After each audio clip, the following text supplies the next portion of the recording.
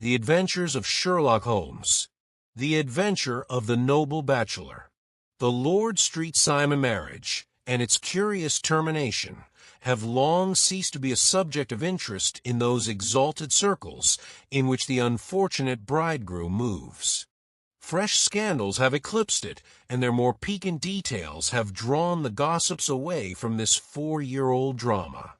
As I have reason to believe, however, that the full facts have never been revealed to the general public, and as my friend Sherlock Holmes had a considerable share in clearing the matter up, I feel that no memoir of him would be complete without some little sketch of this remarkable episode. It was a few weeks before my own marriage, during the days when I was still sharing rooms with Holmes in Baker Street, that he came home from an afternoon stroll to find a letter on the table waiting for him. I had remained indoors all day, for the weather had taken a sudden turn to rain, with high autumnal winds, and the Jezile bullet which I had brought back in one of my limbs as a relic of my Afghan campaign throbbed with dull persistence.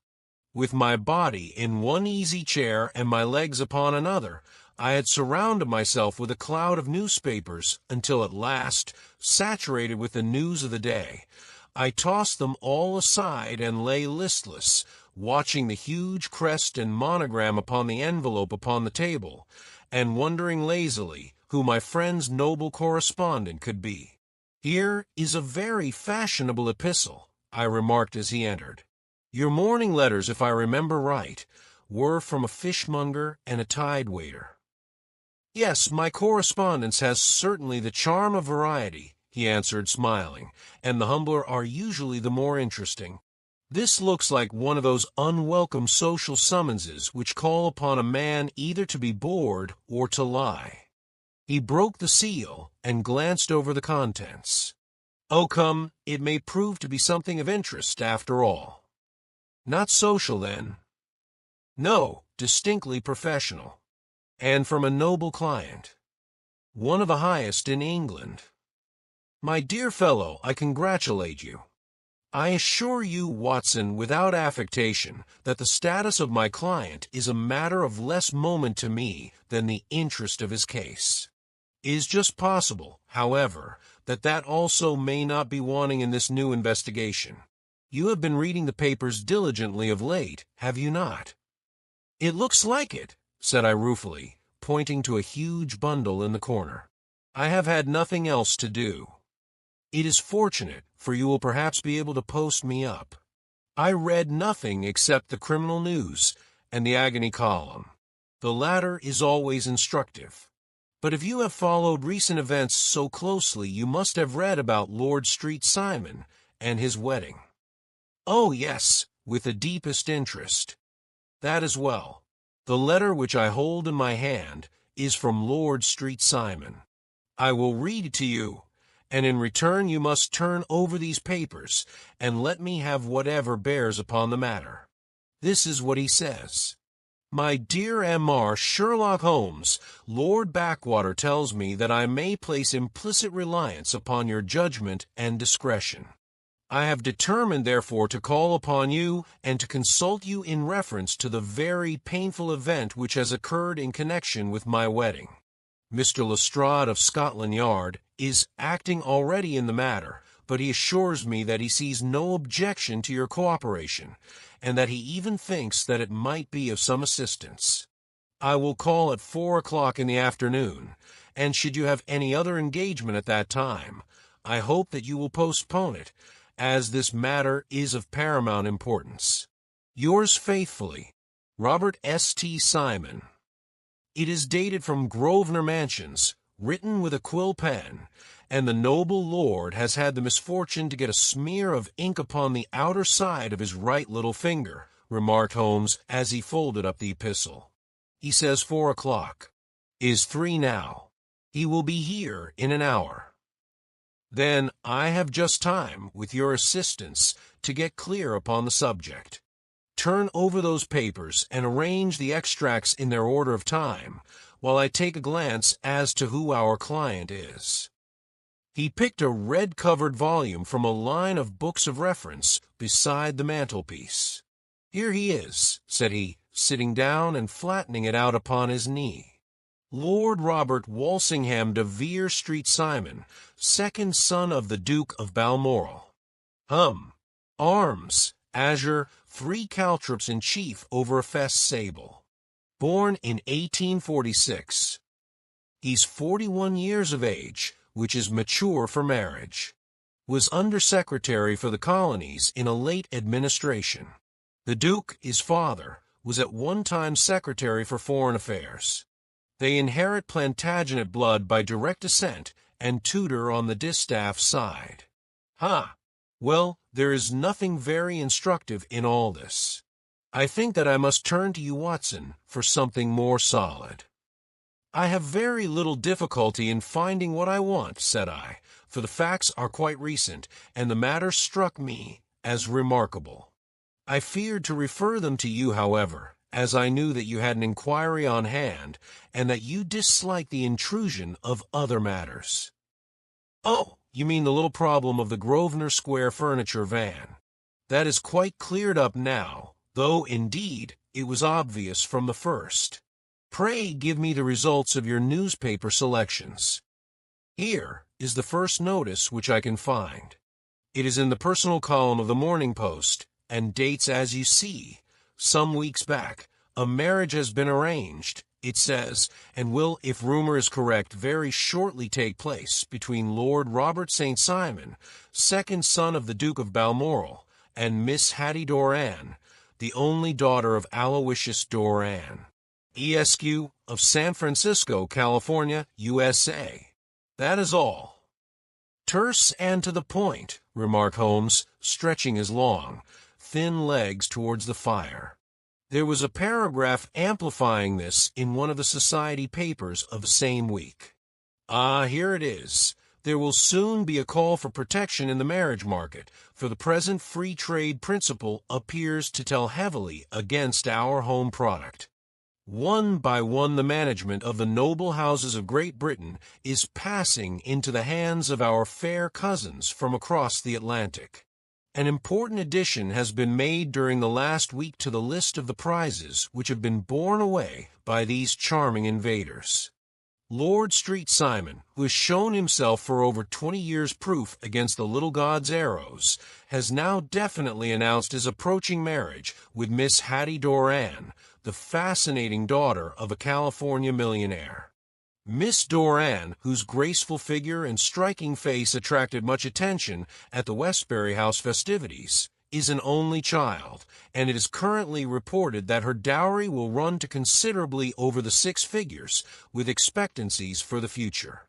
As it is an open secret that the Duke of Balmoral has been compelled to sell his pictures within the last few years, and as Lord St. Simon has no property of his own save the small estate of Birchmoor, it is obvious that the Californian heiress is not the only gainer by an alliance which will enable her to make the easy and common transition from a Republican lady to a British peeress. "Anything else?" asked Holmes, yawning. "Oh, yes, plenty. Then there is another note in Morning Post to say that the marriage would be an absolutely quiet one, that it would be at St. George's, Hanover Square, that only half a dozen intimate friends would be invited, and that the party would return to the furnished house at Lancaster Gate, which has been taken by Mr. Aloysius Doran. 2 days later, that is on Wednesday last, there is a curt announcement that the wedding had taken place, and that the honeymoon would be passed at Lord Backwater's place, near Petersfield.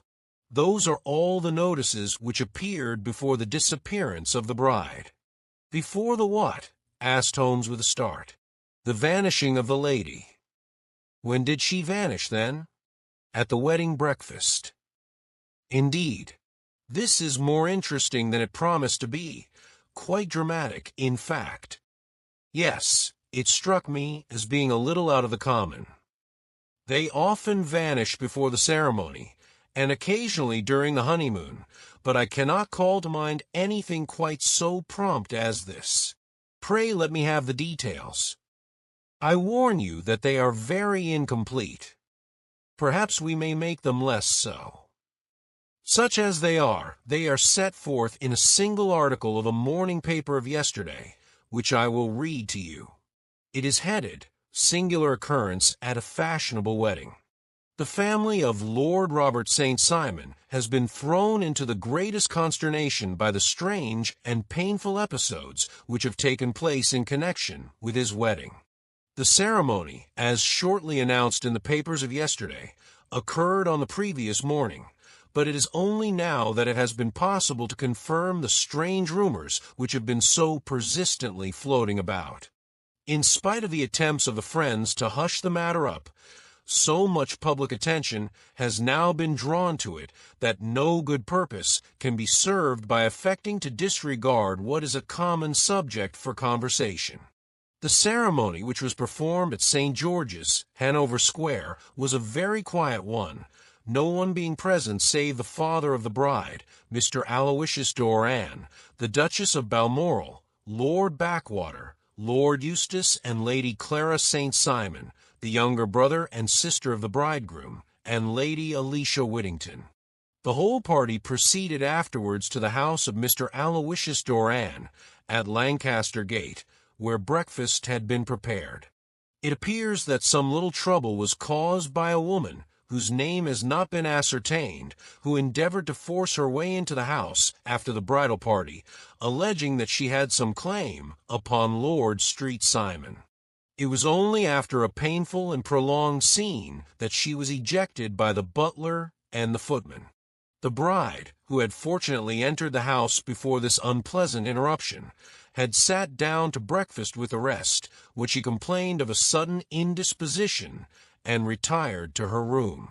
Her prolonged absence having caused some comment, her father followed her, but learned from her maid that she had only come up to her chamber for an instant, caught up an ulster and bonnet, and hurried down to the passage. One of the footmen declared that he had seen a lady leave the house thus apparelled, but had refused to credit that it was his mistress, believing her to be with the company. On ascertaining that his daughter had disappeared, Mr. Aloysius Doran, in conjunction with the bridegroom, instantly put themselves in communication with the police, and very energetic inquiries are being made, which will probably result in a speedy clearing up of this very singular business. Up to a late hour last night, however, nothing had transpired as to the whereabouts of the missing lady. There are rumors of foul play in the matter, and it is said that the police have caused the arrest of the woman who had caused the original disturbance, in the belief that, from jealousy or some other motive, she may have been concerned in the strange disappearance of the bride. And is that all? Only one little item in another of the morning papers, but it is a suggestive one. And it is that Miss Flora Miller, the lady who had caused the disturbance, has actually been arrested. It appears that she was formerly a danseuse at the Allegro, and that she has known the bridegroom for some years. There are no further particulars, and the whole case is in your hands now, so far as it has been set forth in the public press. And an exceedingly interesting case it appears to be. I would not have missed it for worlds. But there is a ring at the bell, Watson, and as the clock makes it a few minutes after 4, I have no doubt that this will prove to be our noble client. Do not dream of going, Watson, for I very much prefer having a witness, if only as a check to my own memory. Lord Robert St. Simon, announced our page boy, throwing open the door. A gentleman entered with a pleasant, cultured face, high-nosed and pale, with something perhaps of petulance about the mouth, and with the steady, well-opened eye of a man whose pleasant lot it had ever been to command and to be obeyed. His manner was brisk, and yet his general appearance gave an undue impression of age, for he had a slight forward stoop and a little bend of the knees as he walked. His hair, too, as he swept off his very curly-brimmed hat, was grizzled round the edges and thin upon the top. As to his dress, it was careful to the verge of foppishness, with high collar, black frock coat, white waistcoat, yellow gloves, patent leather shoes, and light-colored gaiters. He advanced slowly into the room, turning his head from left to right and swinging in his right hand the cord which held his golden eyeglasses. "Good day, Lord St. Simon," said Holmes, rising and bowing. "Pray take the basket chair. This is my friend and colleague, Dr. Watson. Draw up a little to the fire, and we will talk this matter over." "A most painful matter to me, as you can most readily imagine, Mr. Holmes. I have been cut to the quick. I understand that you have already managed several delicate cases of this sort, sir, though I presume that they were hardly from the same class of society." "No, I am descending." "I beg pardon. My last client of the sort was a king." "Oh, really? I had no idea. And which king?" "The king of Scandinavia." "What? Had he lost his wife?" "You can understand," said Holmes suavely, "that I extend to the affairs of my other clients the same secrecy which I promised to you in yours." "Of course. Very right. Very right. I'm sure I beg pardon. As to my own case, I am ready to give you any information which may assist you in forming an opinion." "Thank you. I have already learned all that is in the public prints, nothing more. I presume that I may take it as correct, this article, for example, as to the disappearance of the bride." Lord St. Simon glanced over it. "Yes, it is correct as far as it goes. But it needs a great deal of supplementing before anyone could offer an opinion. I think that I may arrive at my facts most directly by questioning you." "Pray do so. When did you first meet Miss Hattie Doran?" "In San Francisco a year ago." "You were traveling in the States?" "Yes." "Did you become engaged then?" "No, but you were on a friendly footing." "I was amused by her society, and she could see that I was amused. Her father is very rich. He is said to be the richest man on the Pacific slope." "And how did he make his money?" "In mining. He had nothing a few years ago. Then he struck gold, invested it, and came up by leaps and bounds." "Now, what is your own impression as to the young ladies, your wife's character?" The nobleman swung his glasses a little faster and stared down into the fire. "You see, Mr. Holmes," said he, "my wife was 20 before her father became a rich man. During that time she ran free in a mining camp and wandered through woods or mountains, so that her education has come from nature rather than from the schoolmaster. She is what we call in England a tomboy, with a strong nature, wild and free, unfettered by any sort of traditions. She is impetuous, volcanic, I was about to say. She is swift in making up her mind and fearless in carrying out her resolutions. On the other hand, I would not have given her the name which I have the honor to bear," he gave a little stately cough, "had I not thought her to be at bottom a noble woman. I believe that she is capable of heroic self-sacrifice, and that anything dishonorable would be repugnant to her. Have you her photograph?" "I brought this with me."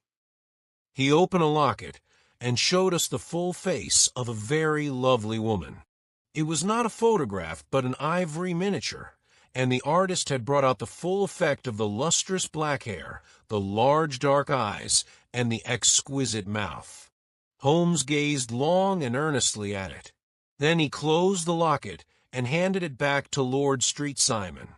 "The young lady came to London, then, and you renewed your acquaintance?" "Yes, her father brought her over for this last London season. I met her several times, became engaged to her, and have now married her. She brought, I understand, a considerable dowry." "A fair dowry. Not more than is usual in my family." "And this, of course, remains to you, since the marriage is a fait accompli?" "I really have made no inquiries on the subject." "Very naturally not. Did you see Miss Doran on the day before the wedding?" "Yes." "Was she in good spirits?"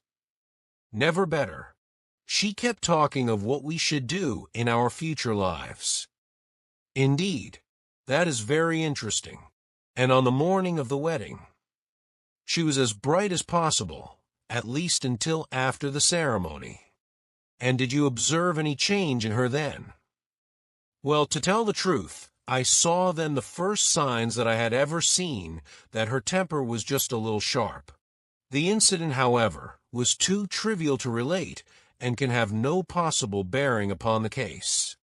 Pray let us have it, for all that. Oh, it is childish.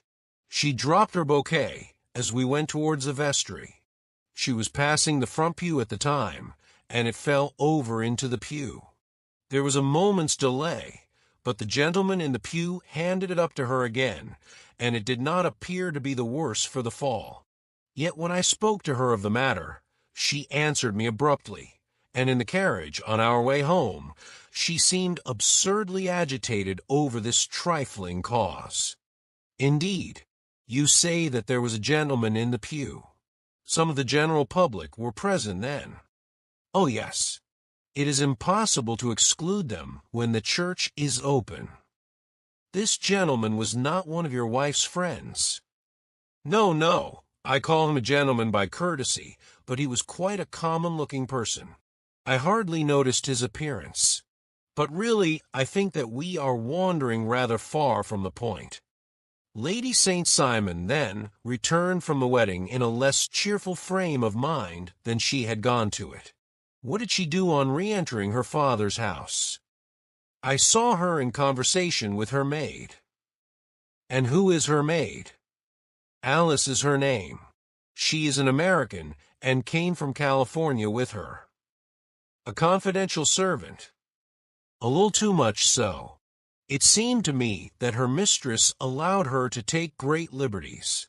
Still, of course, in America they look upon these things in a different way. How long did she speak to this Alice? Oh, a few minutes. I had something else to think of. You did not overhear what they said. Lady St. Simon said something about jumping a claim. She was accustomed to use slang of the kind. I have no idea what she meant. American slang is very expressive sometimes. And what did your wife do when she finished speaking to her maid? She walked into the breakfast room. On your arm. No, alone. She was very independent in little matters like that. Then, after we had sat down for 10 minutes or so, she rose hurriedly, muttered some words of apology, and left the room. She never came back. But this maid, Alice, as I understand, deposes that she went to her room, covered her bride's dress with a long ulster, put on a bonnet, and went out. Quite so. And she was afterwards seen walking into Hyde Park in company with Flora Miller, a woman who is now in custody, and who had already made a disturbance at Mr. Doran's house that morning. Ah, yes.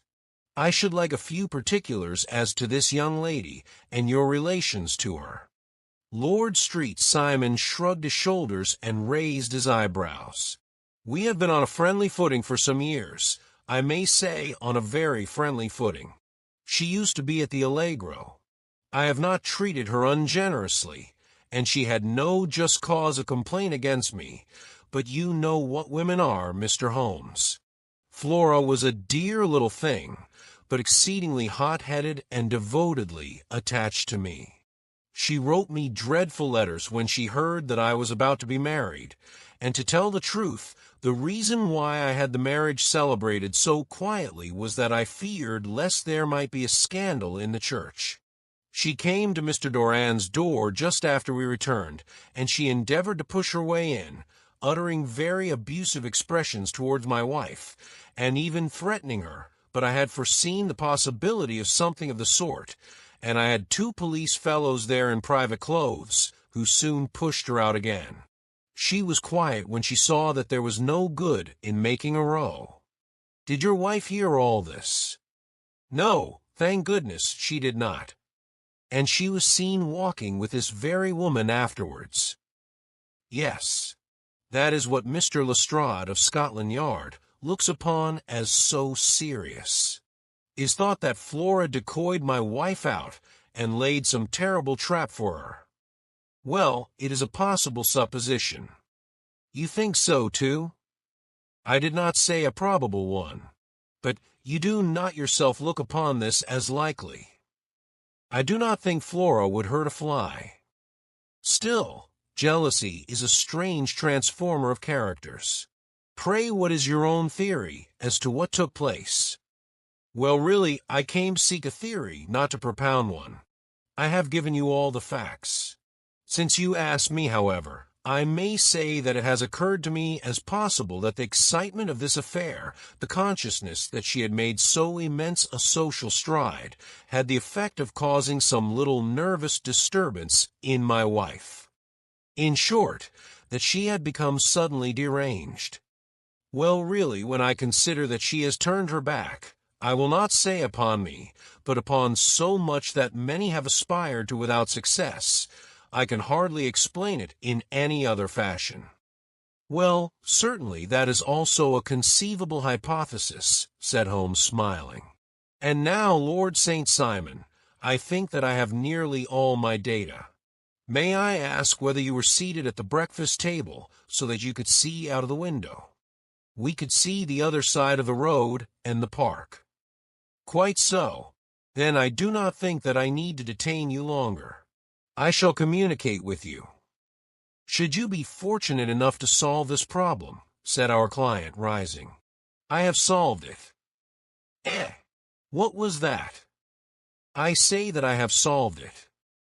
Where, then, is my wife? That is a detail which I shall speedily supply. Lord St. Simon shook his head.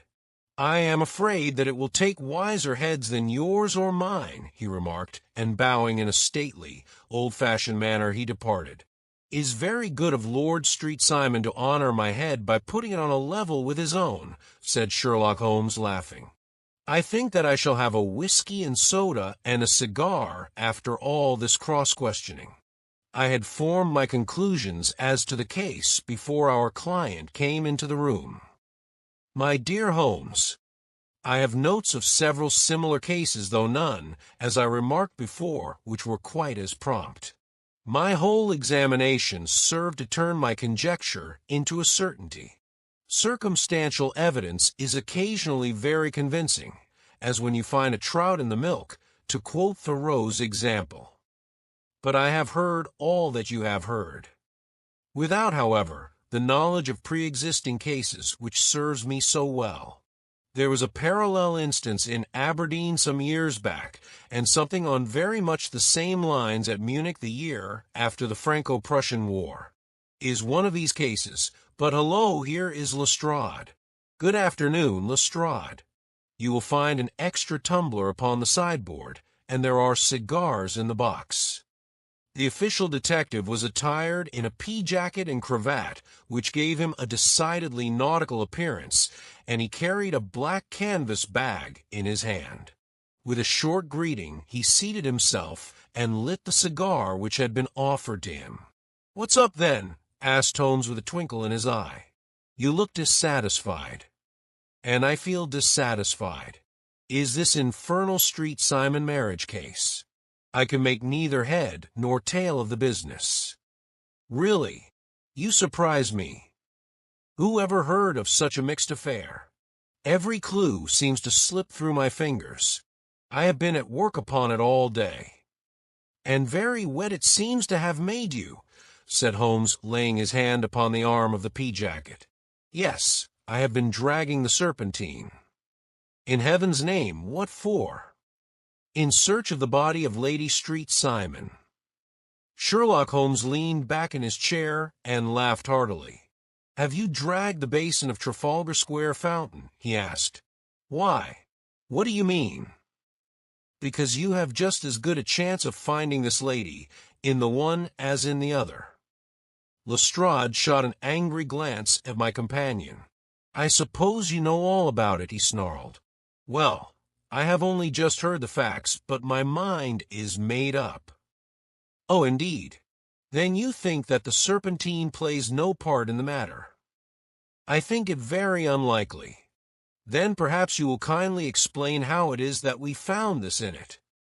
He opened his bag as he spoke, and tumbled onto the floor a wedding dress of watered silk, a pair of white satin shoes, and a bride's wreath and veil, all discolored and soaked in water. "There," said he, putting a new wedding ring upon the top of the pile. "There's a little nut for you to crack, Master Holmes." "Oh, indeed," said my friend, blowing blue rings into the air. "You dragged them from the Serpentine." "No. They were found floating near the margin by a park keeper.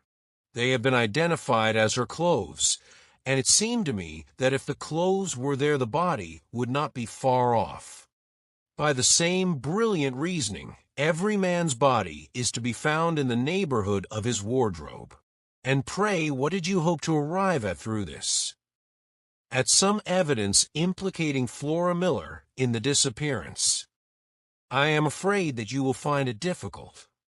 "Are you indeed now?" cried Lestrade with some bitterness. "I am afraid, Holmes, that you are not very practical with your deductions and your inferences. You have made 2 blunders in as many minutes. This dress does implicate Miss Flora Miller." "And how?" "In the dress is a pocket. In the pocket is a card case. In the card case is a note. And here is the very note." He slapped it down upon the table in front of him. "Listen to this. You will see me when all is ready. Come at once. F.H.M." Now, my theory all along has been that Lady Street Simon was decoyed away by Flora Miller, and that she, with confederates no doubt, was responsible for her disappearance. Here, signed with her initials, is the very note which was no doubt quietly slipped into her hand at the door, and which lured her within their reach. "Very good, Lestrade," said Holmes, laughing. "You really are very fine indeed. Let me see it." He took up the paper in a listless way, but his attention instantly became riveted, and he gave a little cry of satisfaction. "This is indeed important," said he. "Ah, you find it so?" "Extremely so. I congratulate you warmly." Lestrade rose in his triumph and bent his head to look. "Why," he shrieked, "you're looking at the wrong side. On the contrary, this is the right side." "The right side? You're mad. Here is the note written in pencil over here. And over here is what appears to be the fragment of a hotel bill, which interests me deeply. There's nothing in it. I looked at it before," said Lestrade. "October 4th, rooms 8s, breakfast 2s. 6D, cocktail 1s, lunch 2s. 6D, glass sherry 8D. I see nothing in that." "Very likely not. Is most important all the same. As to the note, it is important also, or at least the initials are, so I congratulate you again." "I've wasted time enough," said Lestrade, rising. "I believe in hard work, and not in sitting by the fire spinning fine theories. Good day, Mr. Holmes, and we shall see which gets to the bottom of the matter first." He gathered up the garments, thrust them into the bag, and made for the door.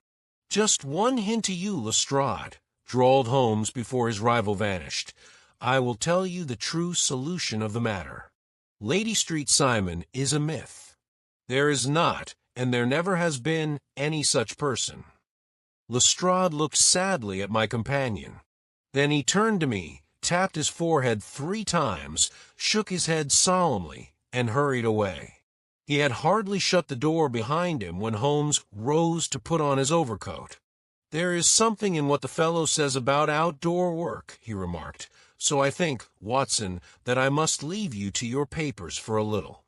It was after 5 o'clock when Sherlock Holmes left me, but I had no time to be lonely, for within an hour there arrived a confectioner's man with a very large flat box. This he unpacked with the help of a youth whom he had brought with him, and presently, to my very great astonishment, a quite Epicurean little cold supper began to be laid out upon our humble lodging-house mahogany. There were a couple of brace of cold woodcock, a pheasant, a pâté de foie gras pie, with a group of ancient and cobwebby bottles.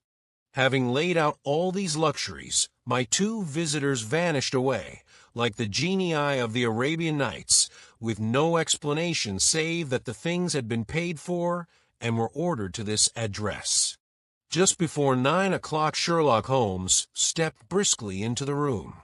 His features were gravely set, but there was a light in his eye which made me think that he had not been disappointed in his conclusions. "They have laid the supper, then," he said, rubbing his hands. "You seem to expect company." "They have laid for 5. "Yes, I fancy we may have some company dropping in," said he. "I am surprised that Lord Street Simon has not already arrived. Ha! I fancy that I hear his step now upon the stairs." It was indeed our visitor of the afternoon who came bustling in, dangling his glasses more vigorously than ever, and with a very perturbed expression upon his aristocratic features. "My messenger reached you, then?" asked Holmes. "Yes, and I confess that the contents startled me beyond measure." "Have you good authority for what you say?" "The best possible." Lord Street Simon sank into a chair and passed his hand over his forehead. "What will the Duke say," he murmured, "when he hears that one of the family has been subjected to such humiliation?" "It is the purest accident. I cannot allow that there is any humiliation." "Ah, you look on these things from another standpoint." "I fail to see that anyone is to blame. I can hardly see how the lady could have acted otherwise, though her abrupt method of doing it was undoubtedly to be regretted. Having no mother, she had no one to advise her at such a crisis." "It was a slight, sir, a public slight," said Lord St. Simon, tapping his fingers upon the table. "You must make allowance for this poor girl, placed in so unprecedented a position." "I will make no allowance. I am very angry indeed, and I have been shamefully used." "I think that I heard a ring," said Holmes. "Yes, there are steps on the landing. If I cannot persuade you to take a lenient view of the matter, Lord St. Simon, I have brought an advocate here who may be more successful." He opened the door and ushered in a lady and gentleman. "Lord Street Simon," said he, "allow me to introduce you to Mr. and Mrs. Francis Hay Moulton. The lady, I think, you have already met." At the sight of these newcomers, our client had sprung from his seat and stood very erect, with his eyes cast down and his hand thrust into the breast of his frock-coat, a picture of offended dignity. The lady had taken a quick step forward and had held out her hand to him, but he still refused to raise his eyes. It was as well for his resolution, perhaps, for her pleading face was one which it was hard to resist. "You're angry, Robert," said she. "Well, I guess you have every cause to be." "Pray make no apology to me," said Lord Street Simon bitterly. "Oh, yes, I know that I have treated you real bad and that I should have spoken to you before I went, but I was kind of rattled, and from the time when I saw Frank here again, I just didn't know what I was doing or saying. I only wonder I didn't fall down and do a faint right there before the altar. Perhaps, Mrs. Moulton, you would like my friend and me to leave the room while you explain this matter?" "If I may give an opinion," remarked the strange gentleman, "we've had just a little too much secrecy over this business already. For my part, I should like all Europe and America to hear the rights of it." He was a small, wiry, sunburnt man, clean-shaven, with a sharp face and alert manner. "Then I'll tell our story right away," said the lady. "Frank here and I met in '84 in McQuire's camp near the Rockies, where Pa was working a claim.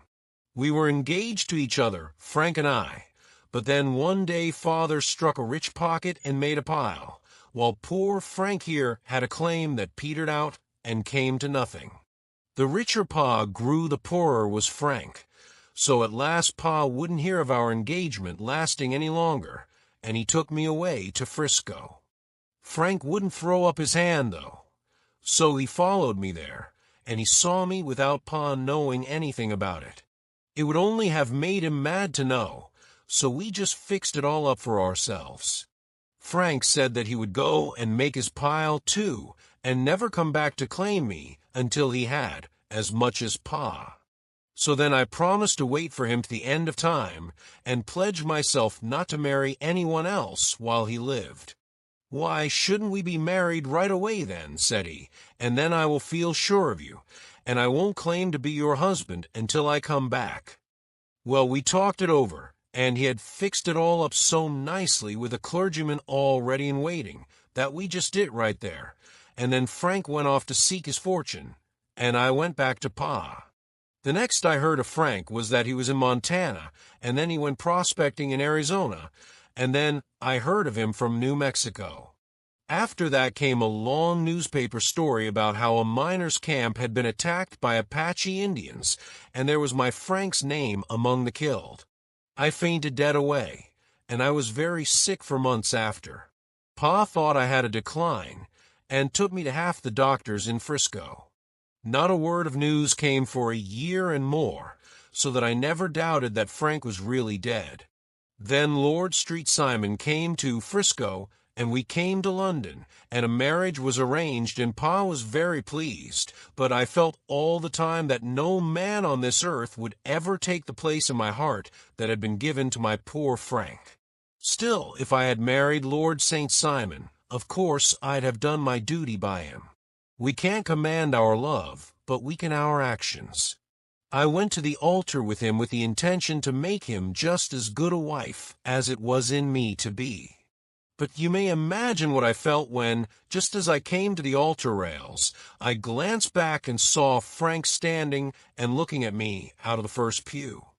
I thought it was his ghost at first, but when I looked again there he was still, with a kind of question in his eyes, as if to ask me whether I were glad or sorry to see him.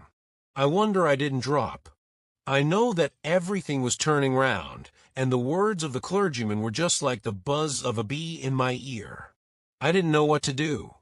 Should I stop the service and make a scene in the church? I glanced at him again, and he seemed to know what I was thinking, for he raised his finger to his lips to tell me to be still. Then I saw him scribble on a piece of paper, and I knew that he was writing me a note. As I passed his pew on the way out, I dropped my bouquet over to him, and he slipped the note into my hand when he returned me the flowers. It was only a line asking me to join him when he made the sign to me to do so. Of course, I never doubted for a moment that my first duty was now to him, and I determined to do just whatever he might direct. When I got back, I told my maid, who had known him in California, and had always been his friend. I ordered her to say nothing, but to get a few things packed and my ulster ready. I know I ought to have spoken to Lord St. Simon, but was dreadful hard before his mother and all those great people. I just made up my mind to run away and explain afterwards. I hadn't been at the table 10 minutes before I saw Frank out of the window at the other side of the road. He beckoned to me, and then began walking into the park. I slipped out, put on my things, and followed him. Some woman came talking something or other about Lord Street Simon to me. Seemed to me from the little I heard as if he had a little secret of his own before marriage also, but I managed to get away from her and soon overtook Frank. We got into a cab together, and away we drove to some lodgings he had taken in Gordon Square, and that was my true wedding after all those years of waiting. Frank had been a prisoner among the Apaches, had escaped, came on to Frisco, found that I had given him up for dead, and had gone to England, followed me there, and had come upon me at last on the very morning of my second wedding. "I saw it in a paper," explained the American. "It gave the name and the church, but not where the lady lived." Then we had a talk as to what we should do, and Frank was all for openness, but I was so ashamed of it all that I felt as if I should like to vanish away and never see any of them again, just sending a line to Pa, perhaps, to show him that I was alive. It was awful to me to think of all those lords and ladies sitting round that breakfast table and waiting for me to come back. So Frank took my wedding clothes and things and made a bundle of them, so that I should not be traced, and dropped them away somewhere where no one could find them.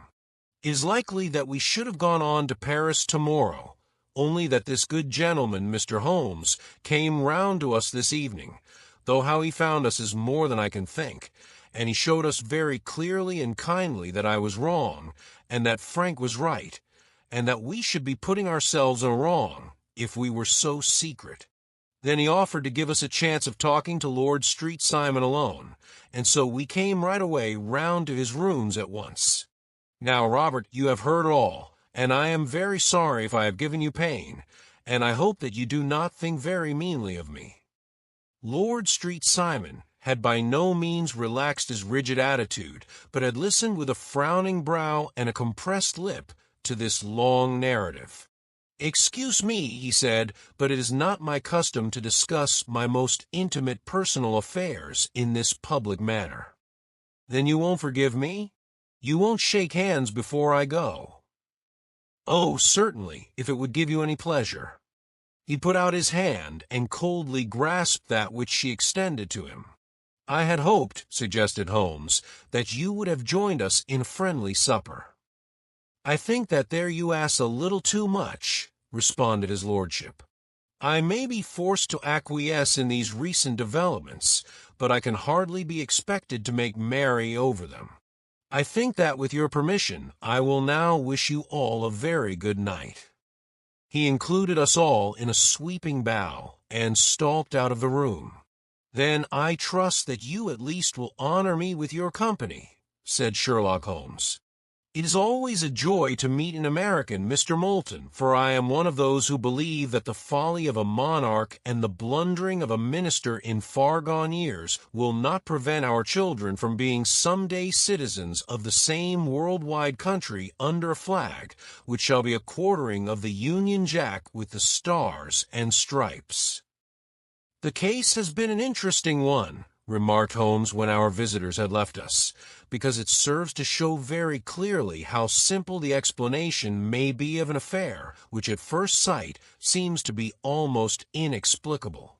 Nothing could be more natural than the sequence of events as narrated by this lady, and nothing stranger than the result when viewed, for instance, by Mr. Lestrade of Scotland Yard. You were not yourself at fault at all, then?" "From the first, two facts were very obvious to me. The one that the lady had been quite willing to undergo the wedding ceremony, the other that she had repented of it within a few minutes of returning home. Obviously something had occurred during the morning, then, to cause her to change her mind. What could that something be? She could not have spoken to anyone when she was out, for she had been in the company of the bridegroom. Had she seen someone then? If she had, it must be someone from America, because she had spent so short a time in this country that she could hardly have allowed anyone to acquire so deep an influence over her that the mere sight of him would induce her to change her plans so completely. You see, we have already arrived, by a process of exclusion, at the idea that she might have seen an American. Then who could this American be? And why should he possess so much influence over her? It might be a lover, it might be a husband. Her young womanhood had, I knew, been spent in rough scenes and under strange conditions. So far I had got before I ever heard Lord St. Simon's narrative. When he told us of a man in a pew, of the change in the bride's manner, of so transparent a device for obtaining a note as the dropping of a bouquet, of her resort to her confidential maid, and of her very significant allusion to claim jumping, which in miners' parlance means taking possession of that which another person has a prior claim to, the whole situation became absolutely clear. She had gone off with a man, and the man was either a lover or was a previous husband, the chances being in favor of the latter. And how in the world did you find them? It might have been difficult, but friend Lestrade held information in his hands the value of which he did not himself know. The initials were, of course, of the highest importance, but more valuable still was it to know that within a week he had settled his bill at one of the most select London hotels. How did you deduce the select? By the select prices. 8 shillings for a bed and 8 pence for a glass of sherry pointed to one of the most expensive hotels. There are not many in London which charge at that rate. In the second one which I visited in Northumberland Avenue, I learned by an inspection of the book that Francis H. Moulton, an American gentleman, had left only the day before, and on looking over the entries against him, I came upon the very items which I had seen in the duplicate bill. His letters were to be forwarded to 226 Gordon Square. So thither I traveled, and being fortunate enough to find the loving couple at home, I ventured to give them some paternal advice and to point out to them that it would be better in every way that they should make their position a little clearer both to the general public and to Lord St. Simon in particular. I invited them to meet him here, and as you see, I made him keep the appointment. But with no very good result, I remarked. His conduct was certainly not very gracious. "Ah, Watson," said Holmes, smiling, "perhaps you would not be very gracious either if, after all the trouble of wooing and wedding, you found yourself deprived in an instant of wife and a fortune. I think that we may judge Lord St. Simon very mercifully and thank our stars that we are never likely to find ourselves in the same position. Draw your chair up and hand me my violin, for the only problem we have still to solve is how to while away these bleak autumnal evenings."